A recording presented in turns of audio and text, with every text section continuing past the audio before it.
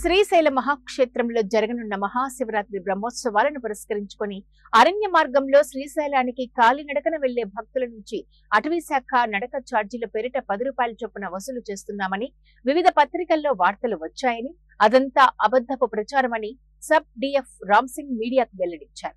వారు మీడియాతో మాట్లాడుతూ గతంలో వసూలు చేశామని, అయితే శనివారం నుండి నిలుపుదల చేశామని అన్నారు.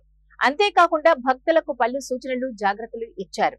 వెంకటాపురం, నాగులుటి తదితర ప్రాంతాల్లోని ఎంట్రీ పాయింట్ వద్ద టైగర్ రిజర్వ్ ప్రాంతంలోకి ప్రవేశించే యాత్రికులందరినీ క్షుణ్ణంగా తనిఖీ చేయడం, తద్వారా వారు ఎలాంటి ఆయుధాలు తీసుకెళ్లకుండా నిరోధించడం, అగ్గిపుల్లలు, లైటర్, సిగరెట్లు, బీడీ, పేలుడు పదార్థాలు, మద్యం మొదలైనవి నాగార్జున సాగర్ శ్రీశైలం టైగర్ రిజర్వ్ ఇప్పటికే ప్లాస్టిక్ ఫ్రీ జోన్ గా ప్రకటించబడింది కాబట్టి, మరియు ప్లాస్టిక్ వాడకాన్ని జనవరి 24 నుండి పూర్తిగా నిషేధించబడింది కాబట్టి ప్లాస్టిక్ వస్తువులు, శిథిలాలు, కుళ్లిపోని వ్యర్థాలు, ప్లాస్టిక్ సీసాలు, ప్లాస్టిక్ కవర్లు మొదలైనవి అభయారణ్యం లోపలికి తీసుకువెళ్లడం నిషేధం. కార్యక్రమంలో శ్రీశైలం రేంజ్ ఆఫీసర్ నరసింహులు, సిబ్బంది తదితరులు పాల్గొన్నారు.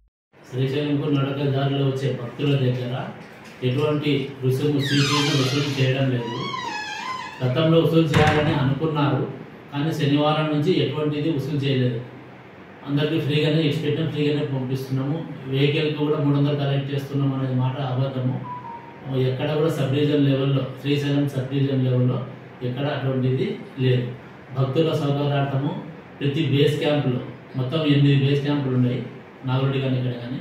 అక్కడ సోలార్ లైట్లు వేసి సోలార్ పంప్స్ పెట్టి తాగడానికి డ్రింక్స్ నీళ్ళు ఏర్పాటు చేసినాం. అదే విధంగా ఈవో దగ్గర, మామూలు శిఖరం దగ్గర, కైలాసోద్ధారం దగ్గర, ముఖద్వారం దగ్గర వాటర్ ప్లాంట్స్ ఏర్పాటు చేసి భక్తులకు నీళ్ళది ఏర్పాటు చేయడం, తాగునీటి ఏర్పాటు చేయడం. స్ట్రైకింగ్ ఫోర్సు ఇంకా